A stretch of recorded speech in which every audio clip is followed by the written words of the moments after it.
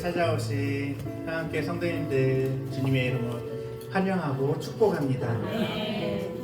이번 주의 찬양은 감사와 행복이라는 주제로 찬양 코티를 정했는데요. 감사함이 무엇일까? 행복이 무엇일까? 생각을 많이 해봤어요. 행복은 별것이 아니더라고요. 지금도 이 순간이 너무도 행복하게 생각할 수 있다는 것, 그게 행복이더라고요.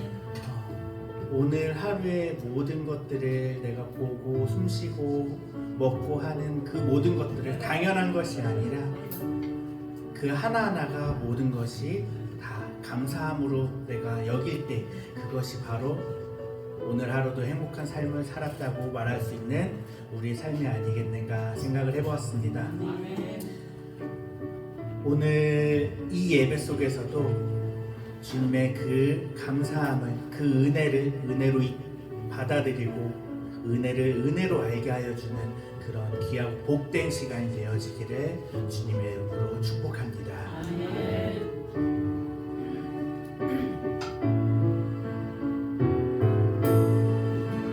날 구원하신 주 감사, 모든 것 주신 감사, 지난 추억이네 감사, 주 내 곁에 계시네, 향기로운 봄철의 감사.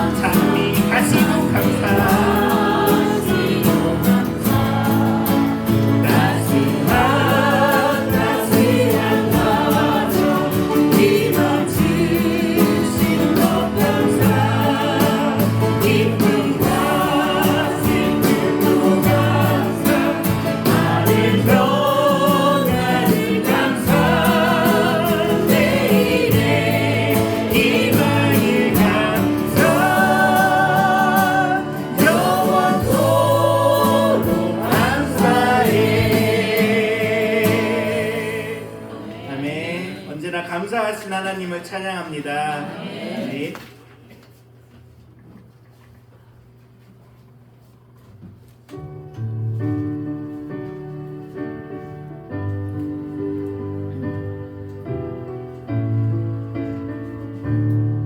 내 평생 사는 동안 내 평생 사는 동안 주 찬양하리 여호와 하나님의 주를 찬양하리 주님을 묵상하니 즐겁도다 내 영혼 주 안에서 참 기쁘리 내 영혼아 내 영혼아 주님을 찬양하라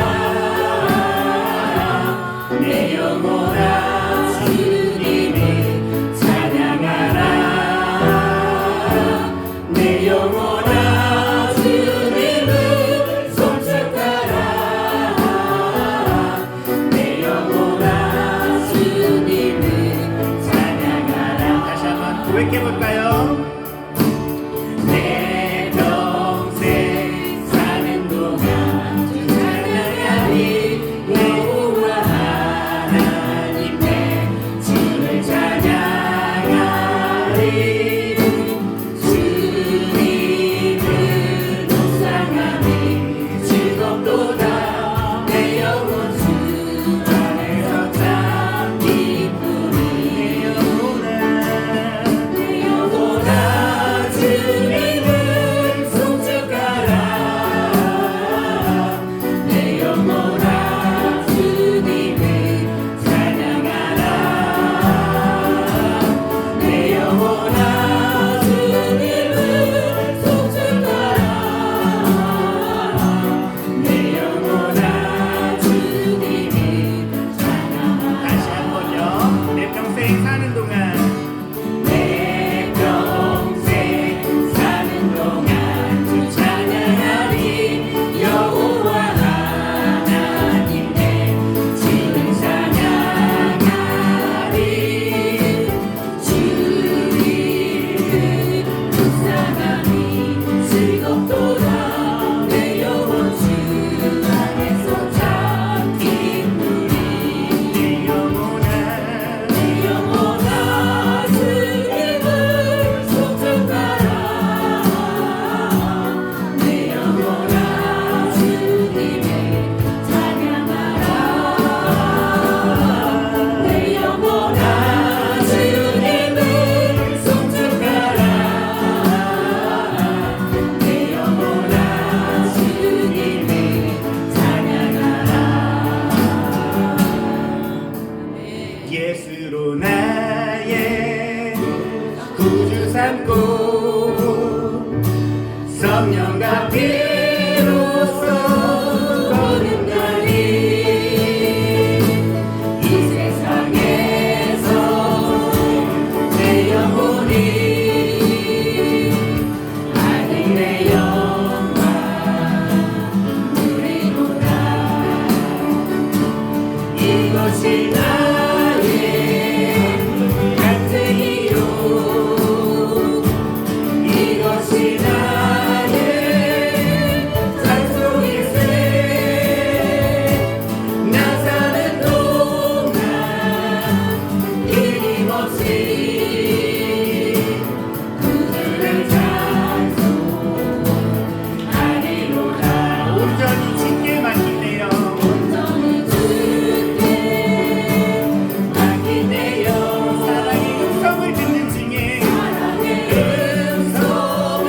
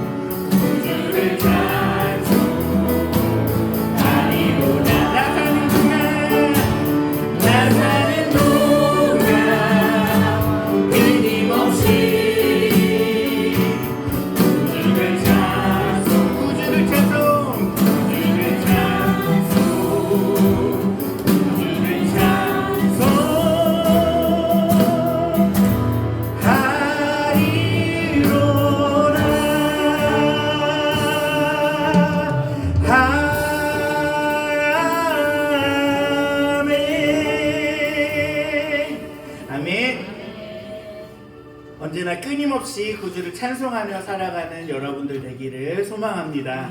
아멘.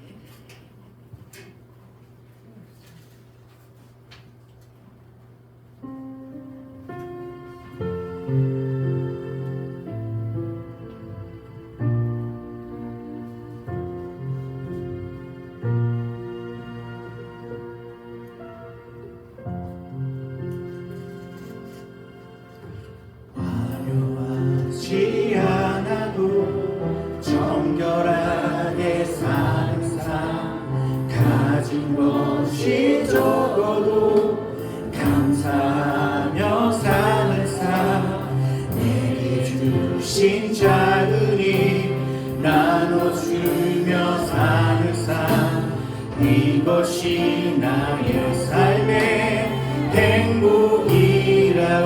눈물 날 일 많지만 기도할 수 있는 것, 억울한 일 많으나 주를 위해 잡는 것, 비록 짧은 작은 삶 주 뜻대로 사는 것, 이것이 나의 삶의 행복이라오. 이것이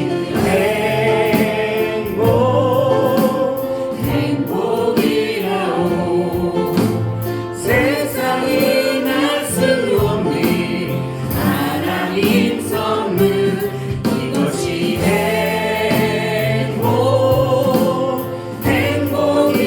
행복이라오. 하나님의 자녀로 살아가는 것, 이것이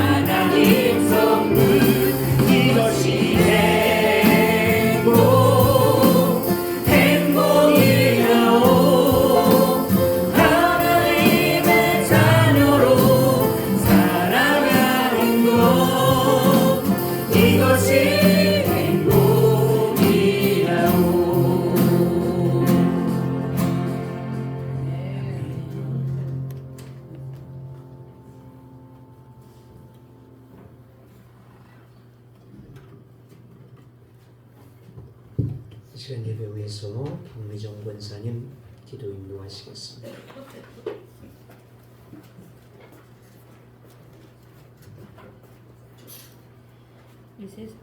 이 세상을 창조하시고 여전히 우리 곁에서 우리를 돌보시는 하나님, 주의 날을 기억하고 예배의 자리에 모이게 하시니 감사합니다. 아멘. 이 예배가 하나님을 만난다는 거룩한 설렘이 있는 예배가 되게 하시고 찬양의 기쁨이 넘치게 하시며 우리들의 간절한 기도가 말씀 가운데 찬양 가운데 응답되는 시간이 되게 하옵소서. 아멘. 주님, 이 시간 우리의 죄를 회개합니다. 주님을 영접하고 죄로부터 멀어졌다고 여겨졌다가도 세상 속에 살면서 죄와 뒤엉키고 삶의 문제들을 하나님보다 더 무겁고 중하게 여겼습니다. 육신의 죄와 마음의 죄로 더럽고 추악합니다. 이 시간 주님의 십자가 아래 고백하는 죄마다 용서하여 주시고 거룩한 예수 그리스도의 보혈로 씻어주시사 정결한 주의 백성이 되게 하옵소서. 사함받은 죄악을 다시 범하는 어리석은 자들이 되지 않도록 지켜주시옵소서. 이 나라와 이 민족을 하나님 지켜주시고 다스려 주시옵소서. 대통령과 유정자들과 국민들이 서로 합력하게 하시고 동서남북으로 분열된 나라가 안정을 찾게 하여 주시옵소서. 모세와 같은 지도자를 주셔서 국민을 위해 자신의 생명을 내어놓고 기도하게 하시고 요셉과 같은 지도자를 주셔서 하나님이 주시는 지혜로 나라를 다스리게 하여 주시옵소서. 이 나라의 지도자들이 자신들의 욕심과 정당의 이익을 위해서가 아니라 나라와 국민을 사랑하는 마음으로 일하게 하여 주시옵소서. 하나님, 이 땅의 교회들을 회복시켜 주시옵소서.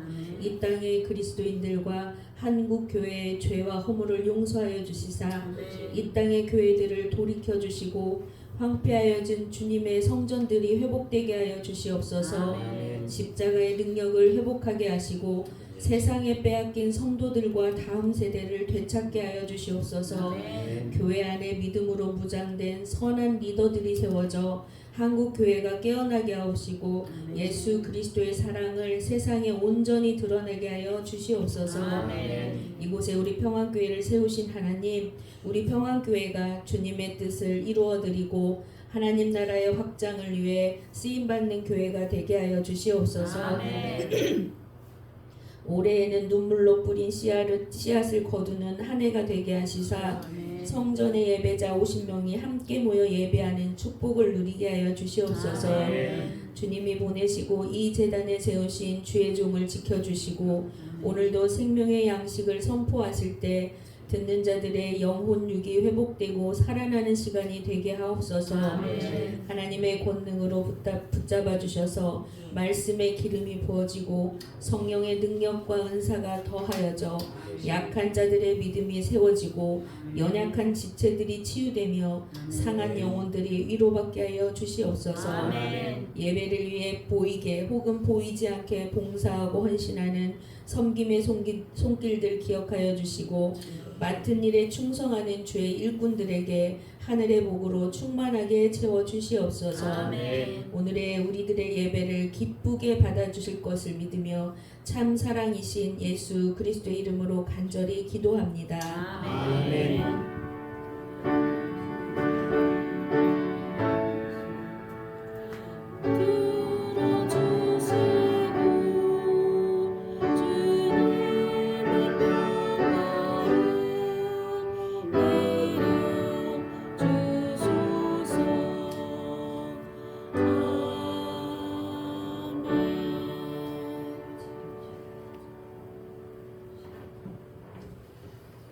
오늘 주신 하나님 말씀은 누가복음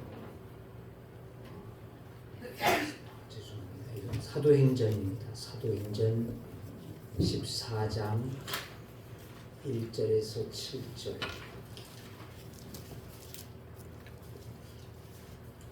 사도행전 14장 1절에서 7절.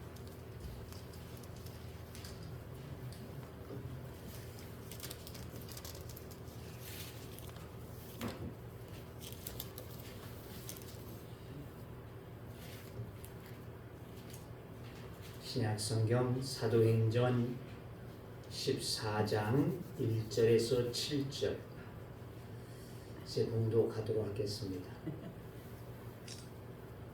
이에 이고니온에서 두 사도가 함께 유대인의 회당에 들어가 말하니 유대와 헬라의 허다한 무리가 믿더라.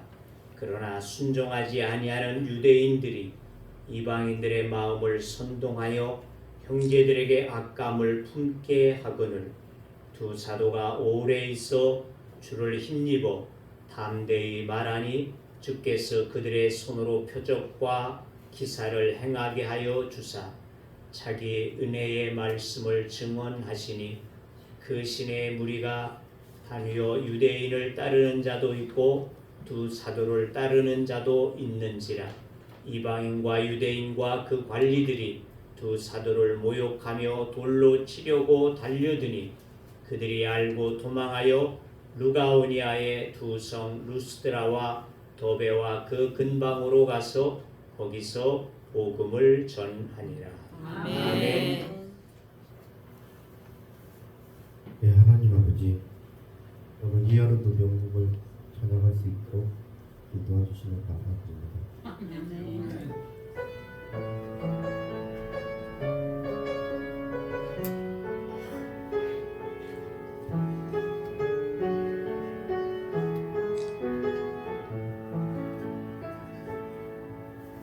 내게 주어진 하루를 감사합니다. 내게 또 하루를 허락하시고 이 하루도 헛되이 보내지 않으며 살기 원합니다. 비록 좀 받을 만한 작별이지만 주의 인자하심이 이 하루도 내게 주어졌으나요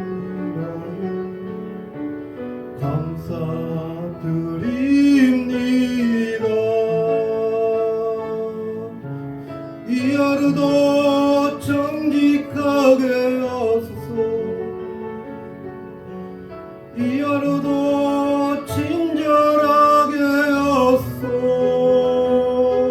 내가 만나는 모든 사람들에게 자비를 베풀게 하소서. 이 하루도 온유하게 하소서. 이 하루도 겸손하게 하소서. 나의 걸음을 지치게 만드는 이들에게 용서를 베풀게 하소서.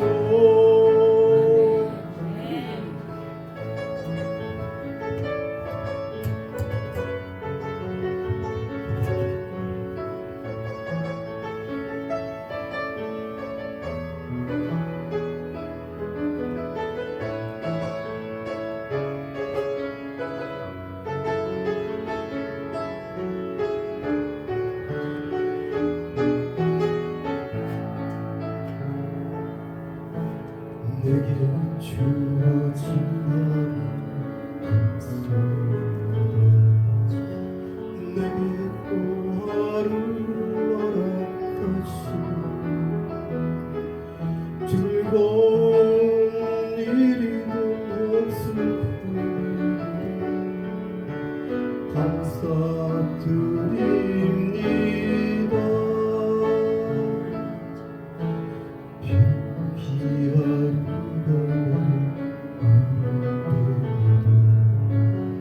원망에 멈추지 않는 이유 나의 주님 모든 일을 주하소서. 선을 이루시니라. 이 하루도 평안을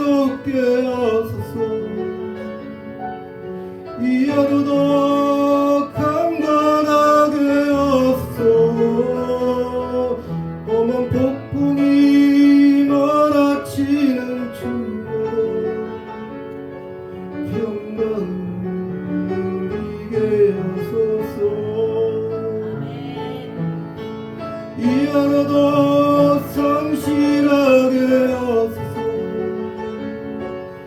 이 하루도 순종하게 하소서. 나의 마음을 아프게 만드는 은총을 베풀게 하소서.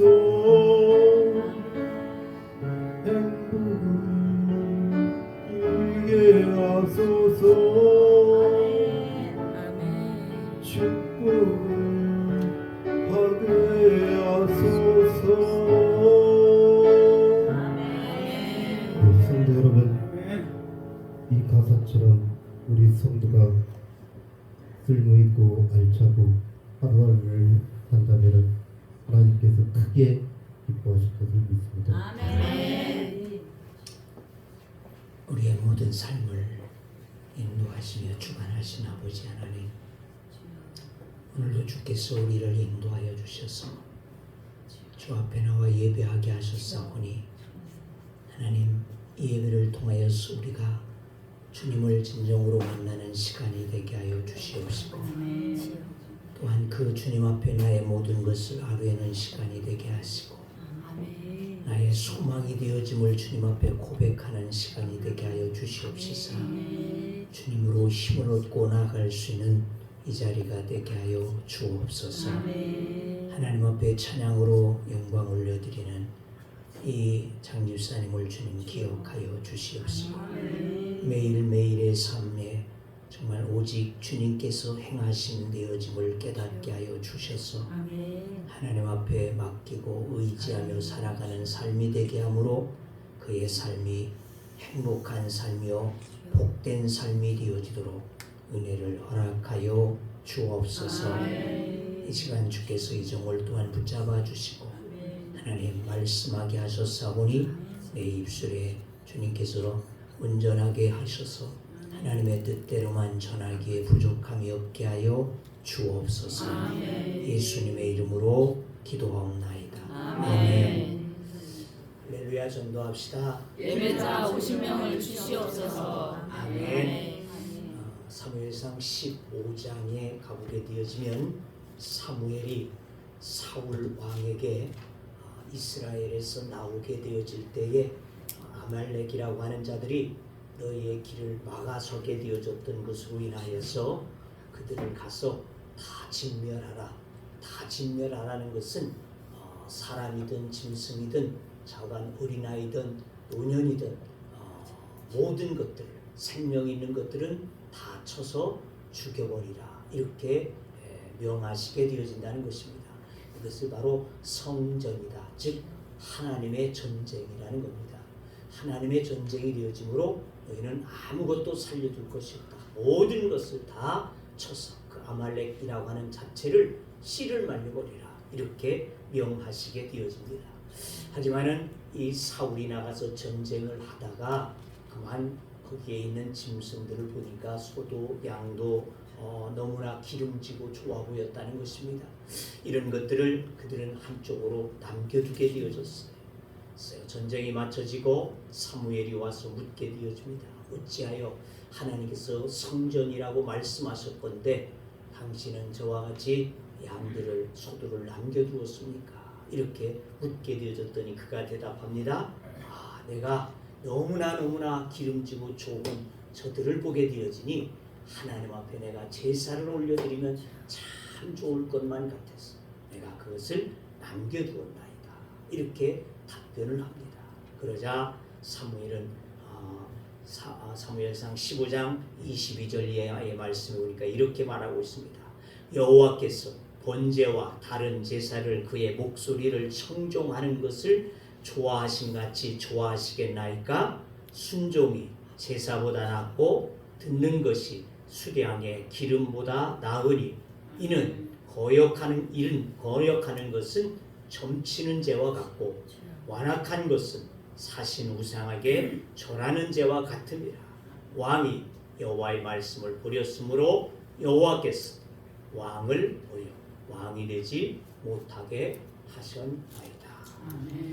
하나님의 찾으시는 사람, 그것은 바로 하나님이 기뻐하시는 사람, 그는 곧 순종하는 사람이라는 것입니다. 아멘. 순종이라고 하는 것은 히브리어로는 샤마라고도 쓰여져 있고 히브리어에서는 헬라어에서는 히파쿠라고 하는 이와 같은 단어로 쓰여지고 있습니다. 그런데 이 샤마나 히파쿠나 똑같이 우리말로 번역하게 되어질 때는 듣는다 그런 뜻을 가지고 있습니다. 듣는다. 하나님의 말씀을 듣고 그 말씀을 따르는 거다. 그게 순종이라는 겁니다. 아멘. 뭐가 순종이다?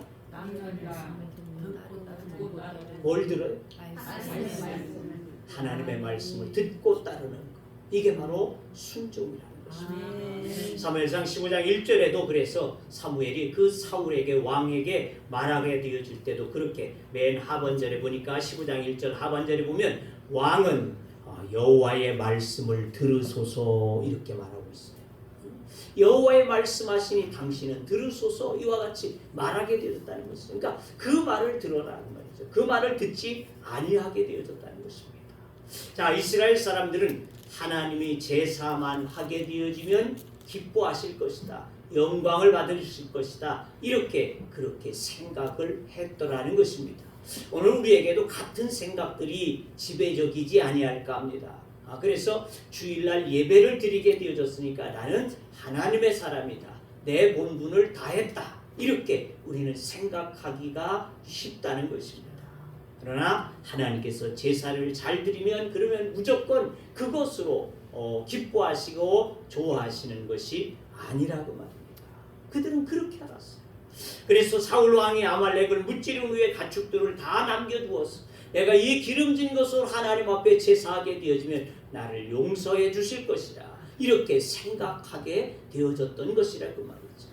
그와 마찬가지로 우리가 하나님 앞에 예배하고 나가게 되어졌으니까 주일 지키고 나갔으니까 하나님 나에게 복 주실 것이다. 나를 행복하게 할 것이다. 나의 길을 열어주실 것이다. 우린 그렇게 혹 생각할 수 있다는 것입니다. 그렇습니다. 순종이 제사보다 나은 것이라는 것입니다. 순종하지 않는 것은 점을 치는 것과 같다. 또 거역하는 것은 고집 부리는 것은 우상을 숭배하는 것과 같다. 이렇게 말씀하고 있다는 것입니다. 하나님께서 가장 싫어하시는 우상 숭배와 점치는 것, 이것이 뭐냐? 바로 그만큼이나 나쁜 것이 불순한 것이다. 순종하지 못하게 되어지는 것, 이것이 바로 하나님께서 싫어하시는 것이다. 이렇게 말씀하고 있습니다. 아브라함이 믿음의 조상이 되어질 수 있었던 것은 무엇일까요? 바로 그가 훌륭한 사람이었기 때문에, 정말 내놓으라 할 만한 어떤 것들이 있었기 때문에, 뛰어난 사람이었기 때문에, 지혜로운 사람이었기 때문에 아니라는 것이죠. 그가 믿음의 조상이 되어줄 수 있었던 것은 순종의 사람이었다는 것입니다. 그는 아마 그대로 갈대아우르에서 살았다라고 한다면 어떻겠습니까? 그는 어떤 사람이 되었을까? 우상 장사하고 있는 아버지의 밑에서 우상이나 만들다가 그 대를 이어서 우상 만들어 파는 그와 같은 사람이 되어지고 말았을 것이라는 것입니다. 그런데 그가 하나님 앞에 순종하니까 갈대아우르를 떠나서 내 아버지 친척집을 버리고 떠나라 이 말씀하게 되어질 때 어디로 가야 할는지 알지 못하지만은 그 갈 바를 알지 못하나 그가 쫓아나가게 되어지는 순종의 사람이었고요.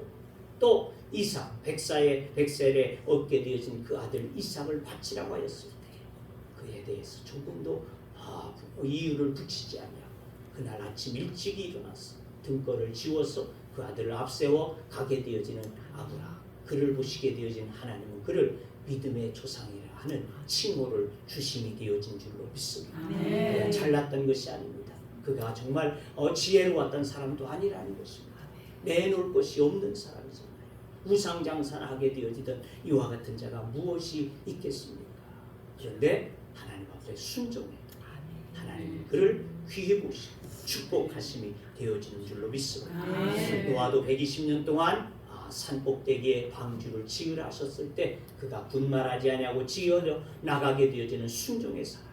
성경에 나오고 있는 사람들이 다 그렇죠. 모세도 그러했고 노아도 그러했고 여호수아도 그러했고 다윗도 그러했고 하나님의 사람들은 하나같이 어떤 사람이냐? 제사를 잘하는 사람이 아니라 하나님 앞에 순종하는 사람들. 그들이 하나님 앞에 쓰여졌고 그들이 믿음의 조상이 되어진 줄로 믿습니다. 여러분 하나님 앞에 쓰임 받기를 원하십니까? 하나님이 찾으시는 사람이 되어지기를 원하십니까? 하나님의 말씀을 붙잡고 순종할 수 있는 여러분들이 되어질 수 있기를 주의 이름으로 축원합니다. 순종하시기를 바랍니다. 하나님의 말씀이라면 내가 정말 때로는 어렵고 힘들고 손해보고 이와 같은 일들이 있을지라도 주여 말씀하셨사오니 내가 그 말씀대로 행하리이다 할 수 있습니다. 마리아가 그와 같이 말이죠. 잉태하게 되어짐에 있어서 어떠했습니까? 그가 그 잉태로 인하여서는 돌팔매질을 맞아서 죽을 수밖에 없는 이와 같은 존재였음에도 불구하고 어떠했습니까? 하나님의 말씀이 계집종이 그대로 이루리이다. 내 종은 이룰 줄로 믿습니다. 이렇게 할 수 있는 믿음이었다는 것입니다. 바로 그것입니다. 우리 하나님의 말씀을 붙잡게 되어지고 그 말씀대로 순종하고 나가게 되어질 때 하나님께서는 그를 사랑하시고 그에게 은혜를 베푸시고 그에게 그 일들을 이루어 가시도록 역사하심이 되어지는 줄로 믿습니다. 우리는 앞에 13장에서 바울로부터 예수 그리스도의 복음을 전해 듣게 되어진 이방인들이 기쁨으로 그 복음을 받고 정말 개종을 하게 되어져서 많은 사람들이 모여들게 되어졌다는 것입니다. 한데 많은 사람들이 이와 같이 모여들게 되어지니까 시기심이 가득하게 되어졌던 유대인들과 또한 경건한 귀부인들과 그 도시의 유력한 자들을 선동해서는 그만 이 바울의 일행을 쫓아내버리게 되어집니다. 그래서 그 지역에서 나가라 말이지. 떠나가라 이와 같이 하게 되어진다는 것입니다. 그렇다고 해서 바울이 일행이 좌절하고 떠나갔을까? 이게 처음부터 이게 웬일이냐 말이죠. 복음을 전하기 위해서 우리가 왔는데 하나님이 주신 사명 붙잡고 왔는데 이게 웬일이냐. 그리고는요 저들이 실망하고 좌절하고 되돌아간 것이 아니라는 것입니다. 그들은 예수님이 하신 말씀대로 그들을 향해서 발에 틱불을 떨어버리고 말이죠. 이고니오로 가게 되어진다는 것입니다. 이처럼 복음은 어떠한 순간에도 멈춰서지 아니했다. 복음의 역사는 어떠한 순간 어떠한 상황 속에서도 멈추지 아니하고 계속해서 역사되어지고 나가게 되어지는 줄로 믿습니다. 엄청난 고난과 핍박이 있다고 하여도 복음은 계속적으로 전진하고 확장해 나가게 되어진 줄로 믿습니다. 그래서 복음은 2000년 역사 동안에 한 곳에 머물러 있지 아니했다는 것입니다. 복음이 예루살렘으로부터 시작하여서 사마리아와 또한 소아시아와 유럽을 거쳤어. 그리고는 영국의 청교도를 통해서 미국으로 건너가게 되어지고 미국에서 우리나라로 복음이 오게 되어지고 오늘 우리에게까지도 복음이 오게 되어졌고 우리는 이제 각 나라들 가운데 세계에 아직 복음이 듣지 못하는 그곳에 말이죠. 우리나라에서 가장 많은 선교사들을 지금 파송해 나가고 있다는 것을 우리는 잘 알 수 있다는 것입니다. 이와 같이 어떠한 상황 속에서 어떠한 고난과 핍박이 있었을지라도 복음을 멈추지 않고 어느 한 곳에 머물러 있지 아니했습니다. 계속해서 넘쳐가게 되어지는 확장되어져가는 역사가 있게 되어지는 줄로 믿습니다. 그러므로 우리는 사도행전에 기록된 바울의 선교 여정을 통해서 핍박과 고난을 당하는 모습에서 그들의 고난과 슬픔만을 볼 것이 아니고 땅끝까지 계속해서 전진해가고 있는 복음의 역사를 우리는 따라가고 볼 수 있는 자들이 되어야지 될 줄로 믿습니다. 나아가 오늘 우리가 이 거룩한 복음의 역사에 어떻게 동참할 것인가? 하나님이 나를 이와 같이 복음으로 세워주셨는데 나는 이 복음에 대해서 어떻게 주님의 일에 동참되어질 것인가? 이것을 우리는 생각할 수 있는 그리고 결단할 수 있는 마음들이 돼야지 될 줄로 믿습니다. 이것은 사도행전에서 누가가 우리들에게 계속해서 전하고자 하는 메시지와 같다는 것입니다.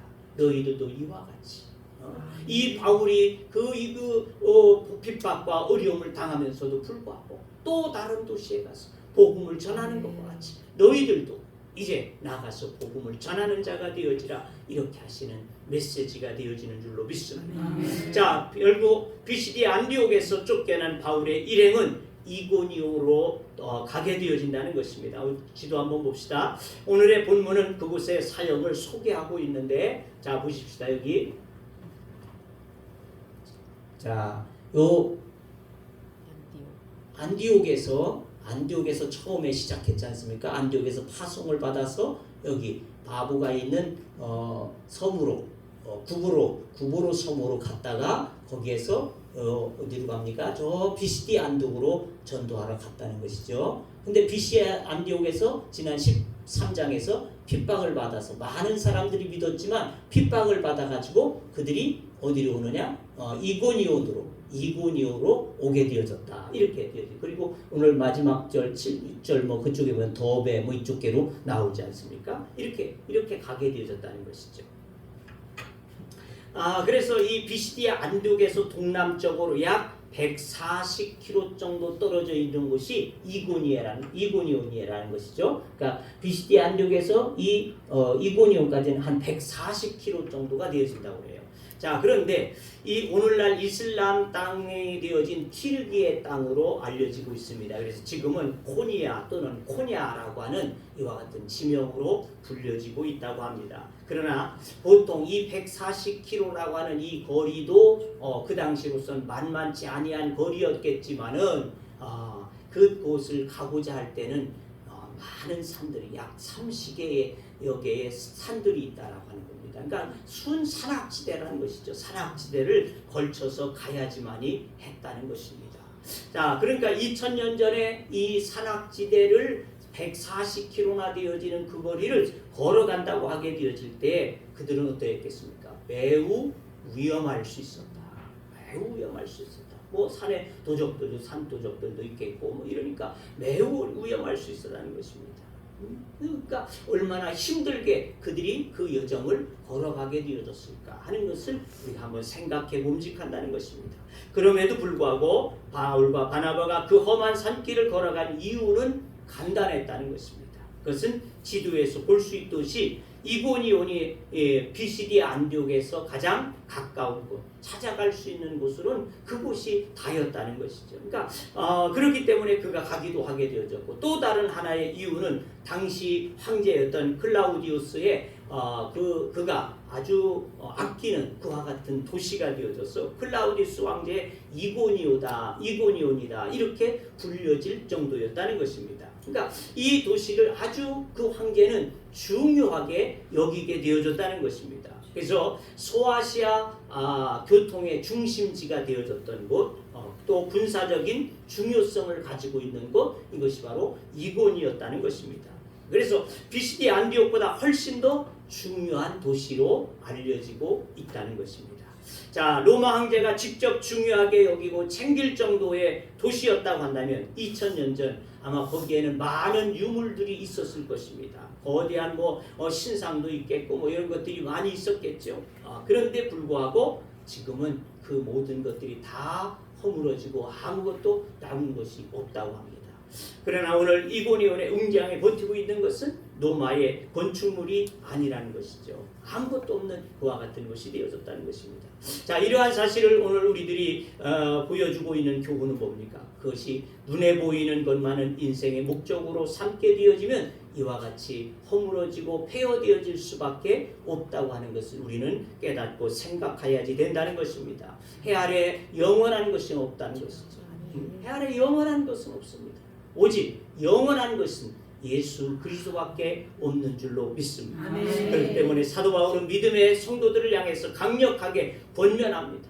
무엇이라고? 위에 있는 것을 생각하고 땅의 것을 생각하지 마라. 그렇게 말하고 있어요.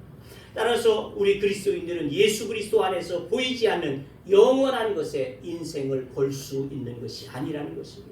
오직 우리는 하나님의 나라에 대한 영원함만을 바라보며 그것을 의지하고 나갈 수 있는 사람들이 바로 믿음의 사람들이 되어지는 줄로 믿습니다. 그렇게 할 때 세상의 것에 허무함에 뛰어넘을 수 있다는 것이죠. 우리는 세상의 그 어떤 것들을 와 좋다 이러고는 그것이 영원할 것만 같지만 어떻습니까? 시간이 지나고 나면 다 퇴색되어지고 허물어지고 허무해질 수밖에 없는 것. 이것이 바로 세상의 것이라는 것입니다. 그러니까 우리는 오직 예수 그리스도만이 영원한 것임을 알고 그 예수 그리스도를 우리들이 바라보며 나가게 되어질 때 이 세상의 것들은 어떠하든지 간에 거기에 대해서 우리는 실망하거나 허무하게 생각하지 아니하게 되어질 것이라고 말합니다. 그래서 오직 주님만을 바라보며 살아갈 수 있는 여러분들이 되어질 수 있기를 주의 이름으로 축원합니다. 자, 오늘의 본문 이고니온에서 7절밖에 되지 아니하는 이 짧은 내용이지만은 바울 선교의 대표적이고 상징적인 내용들이 담겨지고 있다는 것입니다. 즉 바울의 전도 여행 전체를 한눈에 볼 수 있는 내용이다라고도 볼 수 있습니다. 그렇다면 오늘 본문이 말해주고 있는 바울의 전도 여행의 여정은 어떠했을 것이냐? 첫째는 바울은 어디를 가든지 먼저 성령의 충만함으로 복음을 전했다는 겁니다. 그렇습니다. 바울이 어디를 가든지 항상 성령이 충만해서 복음을 전했습니다. 비시디 안디옥에서 큰 핍박을 받고 나올 때에 예수님께서 하신 말씀대로 그들은 발에 티끌을 떨어버렸지만은 뭐예요? 이고니오로 갈 때 어땠습니까? 13장 마지막 52절에 보니까 제자들은 기쁨과 성령이 어떻게 했다? 충만하니라. 쫓겨나고 가고 있는데 뭐가 기쁘고 충만하겠어요? 그러나 성령이 그 안에 역사하게 되어집니다. 실패자와 같이 낙오자와 같이 그렇게 터덜거리고 간 것이 아니라고 말입니다. 기쁨 가운데 성령의 충만한 가운데 당당하게 저들이 이고니온을 향하여서 나가게 되어졌다는 것입니다. 이것은 비시디 안디옥의 제자들만의 기쁜 것이 아니라 성령에 충만했다고 하는 것이 바로 거기에 있는 사람들뿐만 아니라 이 바울과 바나바에게도 이와 같이 되어졌다는 것입니다. 그러니까 비시디 안디옥의 제자들도 그러했고 떠나는 바울도 그러했다. 그들은 핍박을 받아서 쫓겨난다고 해서 비관하거나 슬퍼하지 않았다는 것입니다. 성공이냐 실패냐 이것을 따지지 아니했다는 것입니다.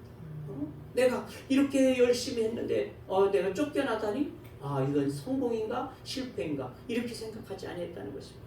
그저 기쁜 마음으로 성령의 충만함으로 그들은 나가게 되어짐으로써 이고니온에서 복음을 전하게 되어지는 줄로 믿습니다. 다시 말하면 바울이 어디를 가든 주님의 인도하심을 받아서 항상 성령 충만한 가운데 복음을 전했다는 것입니다. 이것이 매우 중요하다는 것이죠. 성도들이 무엇보다도 성령이 충만한 가슴이 돼야지 될 줄로 믿습니다. 우리의 마음에는 늘 충만함이 있어야지 된다. 인생에서 충만이라는 것은 중요합니다. 그렇지 않습니까? 심지어 자동차에 기름이라도 충만하게 채우게 되어지면 마음이 든든하지 않습니까? 쌀독에 쌀이 그득하게 되어지면 든든하다는 것이죠. 뭐 요즘에 다 잘 먹고 잘 사니까 쌀독이 그득하든 뭐 그렇지만 예전에 어떻습니까? 쌀독에 쌀이 차 있으면 마음들이 든든했다는 거죠. 그러니까 뭐든지 자원 충만하게 되어지면 사람의 마음은 만족해지게 되어진다는 것입니다. 그러므로 마음도 생각도 뜻도 넘치게 가득해서 우리들이 일을 해야지 될 줄로 믿습니다. 할 수 없이 억지로 부득이함으로써 이와 같이 반신반의해서 우리가 주의 일을 하게 되어진다면 그것은 정말 하나님 앞에서 온전한 것이 되어질 수 없다는 것입니다. 할 수도 없고 안 할 수도 없고 이와 같이 해서는 안 될 것이다. 이 바울이 정말 그와 같이 핍박을 받고 나가게 되어짐에도 불구하고 충만한 가운데 기쁨 가운데 이고니온으로 그 30개가 되어지는 산고개 길을 넘어서 가면서도 불구하고 기쁨 가운데 또 나가서 이고니온에서 복음을 전하는 것 같은 이와 같은 마음으로 우리가 주의 복음을 받은 자들로서 사명을 감당할 수 있는 믿음이 되어야지 될 줄로 믿습니다. 그래서 교회에 출석하는 것도 그렇습니다. 여러분이 충만해서 예배에 참여하게 되면 어떨까요? 예배가 즐겁고 성도를 만나는 것도 기쁘고 이따 조금 이따 저 아래 내려가서 식사하는 것도 만나고 말이죠. 그렇지 않습니까? 그렇죠. 충만하면 그럴 수 있어요. 근데 충만하지 못하고 어떻습니까? 예배하는 것도 짜증스럽고 성도를 보는 것도 그냥 아이고 안 봤으면 좋겠고 밥을 먹으려도 밥맛이 없고 말이죠. 이런단 말이죠. 그래서 우리가 주님 앞에 나올 때도 조금만 기쁘게 하나님 앞에 예배하고 말이죠. 기쁘게 성도들과 인사도 나누고 우리 저 여전도에서 만들어주는 음식들도 맛있게 먹고 이렇게 물론 어른 인간사가 다 그렇습니다. 특별히 하나님의 일은 더 그렇다는 것입니다. 언제나 가득한 마음으로 감당을 할 수 있어야지 한다. 전도도 봉사도 예배도 충만한 가운데에서 하나님 앞에 우리가 드려질 수 있는 믿음이 돼야지 될 줄로 믿습니다. 피곤하지 않다는 것입니다. 충만함이 없으면 피곤해져요. 바울은 선교 여행을 하면서 수많은 핍박과 위협과 어려움을 당하게 되어지면서도 언제나 성령이 충만하여 기쁨으로 사명을 감당하게 되어졌다는 것입니다. 그러므로 우리도 기쁨과 성령의 충만함으로 주님의 일을 감당할 수 있는 우리 모두가 되어질 수 있기를 주의 이름으로 축원합니다. 아멘. 두 번째로 바울은 유대인의 회당을 찾아가서 하나님의 말씀을 전했다는 겁니다. 그 바울이 전하게 되어진 전도의 그 요지들을 가만히 보면 성령이 충만했다. 두 번째는 이 회당에 들어가서 복음을 전했다는 것입니다. 1절을 말씀 다 같이 한번 볼까요? 14장 1절에 보니까 이에 이고니온에서 두 사도가 함께 유대인의 회당에 들어가 말하니 유대인 헬라와 허다한 무리가 믿더라. 아멘. 본문에서 우리말로 함께라고 말하고 있습니다. 함께. 이 함께라고 번역된 헬라어는 직역하면 이전과 마찬가지로 그런 뜻도 가지고 있다는 것이죠. 전과 같이 또는 평소와 같이 그런 의미로 해석할 수 있다는 것입니다. 그러니까 전과 같이 회당에 들어가서 복음을 전했다 그런 말이죠. 그러니까 유대가 바벨론 제국에 의해서 멸망당했을 때 많은 유대인들이 이제 포로기에 잡혀가지 아니한 사람들이 흩어져서 이곳저곳으로 갈 수밖에 없었겠지 않겠습니까? 그러니까 그리고는 또 오랜 세월이 지나서 AD 70년에 이스라엘 예루살렘이 함락당하게 되어질 때 디도에 의해서 함락당하게 되어질 때 역시 지중해 지역을 따라서 많은 유대인들이 흩어져 나가게 되어져서 살게 되어졌다는 것입니다. 그러다 보니까 그들이 가게 되어져서 10명 정도만 모이게 되어지면 성인들 10명 정도만 모이게 되어지면 가는 곳에 반드시 회당을 세웠다는 것입니다. 거기에서 저들은 말씀을 보고 이와 같이 제사를 하고 이와 같이 해야 되니까 항시 10명 정도만 되어지면 어느 곳에 가든지 간에 그들이 회당을 세워놓게 되어졌다는 것입니다. 그래서 이 바울이 복음을 전하러 가게 되실 때 반드시 전하러 간 곳은 바로 회당이었다는 것입니다. 회당. 누가는 본문에서 이 함께라고 하는 단어를 사용함으로써 바울이 어느 곳을 찾아가든지 언제나 이러한 방식으로 복음을 전했다는 것을 우리에게 말하고자 하고 있다는 것입니다. 어느 마을에 가든지 유대인 회당이 들어있을 수밖에 없다는 것입니다. 그러니까 전도하기가 수월했다는 것입니다. 그러니까 중요한 습관 중에 하나인데 왜 그랬을까? 왜? 첫째는 바울의 민족에 대한 사랑이 가득했다는 것입니다.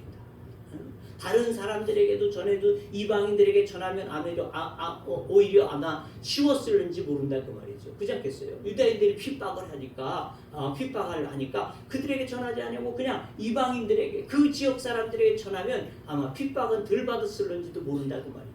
그런데 불구하고 꼭 회당에 가서 복음을 전했다는 것입니다. 그 이유는 자기 민족에 대한 유대인에 대한 그 사랑이 너무나 컸다 하는 것을 잘 말해주고 있다는 것입니다. 로마서 9장 2절과 3절에 보니까 이렇게 기록합니다. 나에게 큰 근심이 있는 것과 마음에 그치지 않는 고통이 있는 것을 내 양심이 성령 안에서 나와 더불어 증언하노니 나의 형제 곧 고륙의 친척을 위하여 내 자신이 저주를 받아 그리스도에게서 끊어질지라도 원하는 바로라.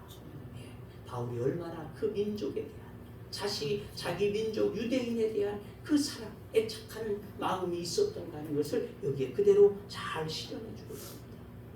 내가 차라리 그리스도에게 끊어질지라도 내 민족이 구원을 받았으면 좋겠다. 모세가 그와 같이 기도했듯이 말이죠. 이 바울도 그와 같이 나는 차라리 하나님 앞에서 떨어질지라도 내 민족이 구원받는 것을 나는 원한다. 이는 그렇게 말하고 있다는 것입니다. 자기 민족이 먼저 하나님 앞에 나오기를 바라는 간절한 마음이 있었던 것. 그래서 언제나 유대인의 회당에 가서 그는 복음을 전하게 되어졌다는 것입니다. 그러므로 우리도 내 가족, 내 친족, 내 형제 그들에게 복음이 전해질 수 있기를 위해서 우리는 기도하고 또한 힘써야지 될 줄로 믿습니다. 그냥 나만 잘 믿으면 되는 것이 아니라 이 바울의 심정과 같이 정말 내 가족이 믿지 않으면 내 형제가 믿지 않으면 정말 내가 하나님의 생명책에서 좀 버려질지라도 내 가족들을 구원하여 주옵소서. 이러한 기도가 우리들에게도 있어야지 될 줄로 믿습니다. 두 번째로는 그가 왜 회당에 가서 했더냐? 뿐만 아니라 유대인들은 구약 성경을 알고 있다는 것입니다. 이미 성경을 알고 있다는 것이죠. 그러니까 그렇기 때문에 바울이 성경의 모든 기초적인 이야기를 여기 뭐 이러구저러고 설명할 이유가 없다는 것이죠. 그들은 이미 성경을 잘 알고 있어요.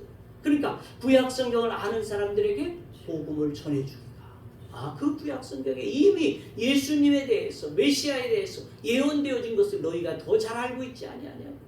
그가 바로 우리에게 오신 예수 그리스도다. 이렇게 설명하기가 너무 쉬웠다는 것이죠. 그래서 회당에 가서 하게 되어진 이유는 바로 두 번째는 그러한 이유가 되어져.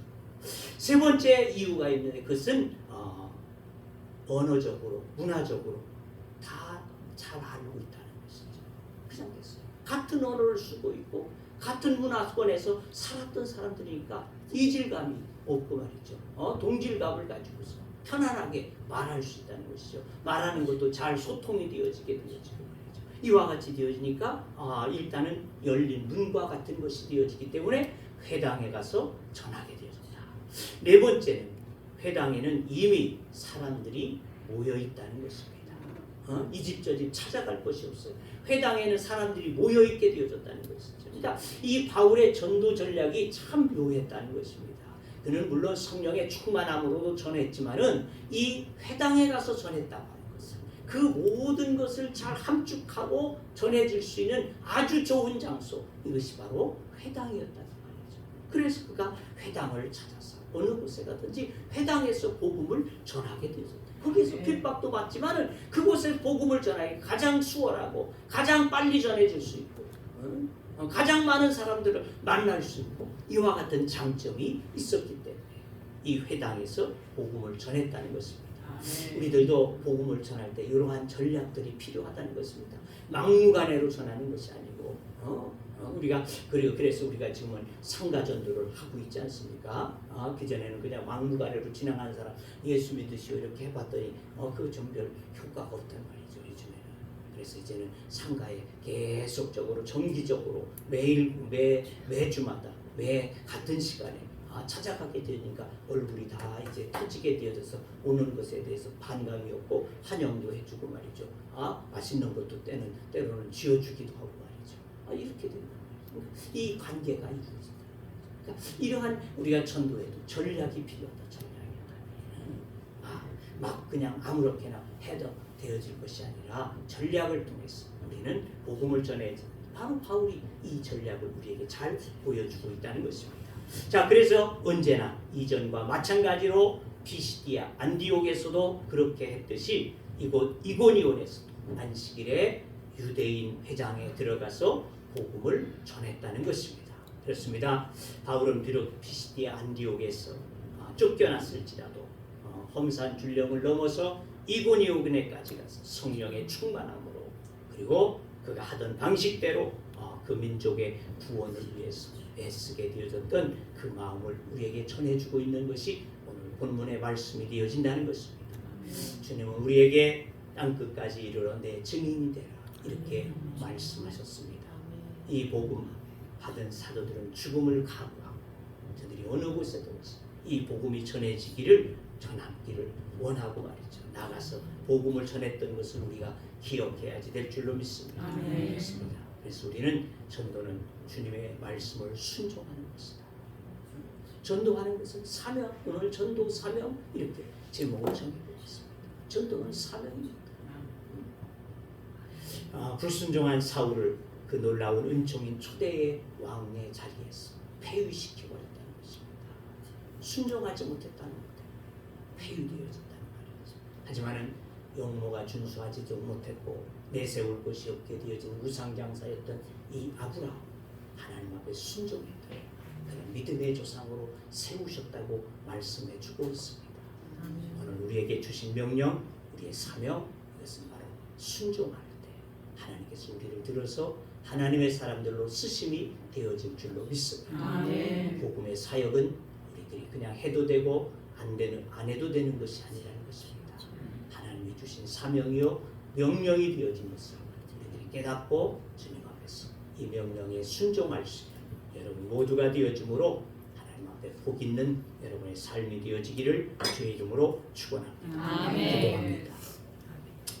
은혜로우신 우리 아버지 하나님, 오늘 주께서 우리에게 바울을 통하여서 보여주심은 그가 피시디아 안디옥에서 복음을 전하다가 쫓겨나게 되어지는 이와 같은 상황 속에 저가 낙심하고 또한 비관하고 이와 같이 한 것이 아니라 오히려 성령의 충만함으로 기쁨을 가지고 30개나 되어지는 고갯길을 넘어서 정말 이고니온에 다시 나가서 그가 성령에 충만하여 복음을 전하게 되어졌다고 말씀하고 있습니다. 그 누구보다도 그 민족이 구원받기를 원하는 그의 뜨거운 열정을 우리가 볼 수 있습니다. 하나님, 우리에게도 하나님께서는 우리를 부르셔서 이 사명을 부여해 주셨사오니 하나님, 내가 복음을 전할 수 있는 믿음의 사람들이 되게 하여 주옵소서. 그러기 위해 하나님, 우리에게 성령을 부어 주시옵소서. 성령의 충만함으로 하나님께서 우리에게 주신 사명 감당하여 하나님의 의를 이루게 하여 주시고 하나님의 나라를 확장해 갈 수 있는 믿음이 되게 하여 주시옵시며, 특별히 그가 그 유대인들에게 더욱이 애착심을 가지고 복음을 전할 수 있었던 것과 같이 하나님, 우리의 가족 중에, 우리의 형제 중에, 우리의 친족 중에 아직도 주님을 알지 못하는 자들, 그들에게 하나님의 우리가 사명을 가지고 그들을 구원할 수 있는, 정말 내 생명을 내어놓고라도 주님 앞에 기도하고 그들을 위해서 전할 수 있는 우리들이 되어질 수 있게 주시옵시사. 우리의 가족이 주 앞에 구원받게 하시고 우리의 온 친족들이 구원을 받는 귀한 은혜와 축복의 역사들이 일어나게 하여 주옵소서. 아멘. 예수님의 이름으로 기도하옵나이다. 아멘. 찬송 502장입니다.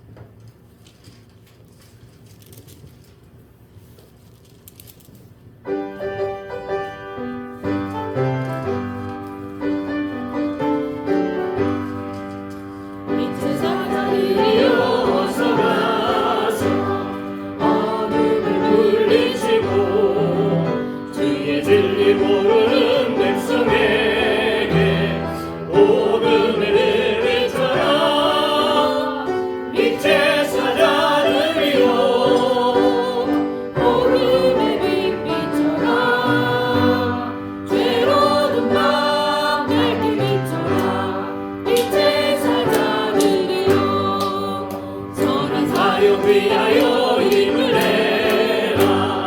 주 함께 하시겠네. 주의 크신 사랑을 전파하며 복음의 은혜를 줘라. 빛의 사자들이여 복음의 빛 비춰라. 죄로는 밤 밝게 비춰라. 빛의 사자들이여 주님 뜻하신 말 순종하여 이 진리 전파라. 산을 넘고 물 건너 힘을 다해 복음의 빛을 줘라. 빛의 사자들이여 복음의 빛 비춰라. 죄로는 밤 밝게 비춰라. 빛의 사자들이여 동서남북 어디나 땅끝까지 주님만 의지하고 눈 어두워 못 보는 백성에게 복음의 빛 비춰라. 빛의 사자들이여 복음의 빛 비춰라. 죄로는 밤 밝게 비춰라. 빛의 사자들이여.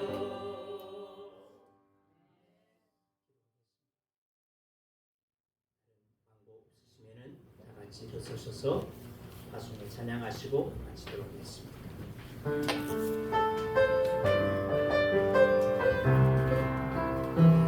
교회를 교회에게 예배에게 우리를 사용하소서. 진정한 분의 날 오늘 임하도록 우리를 사용하소서.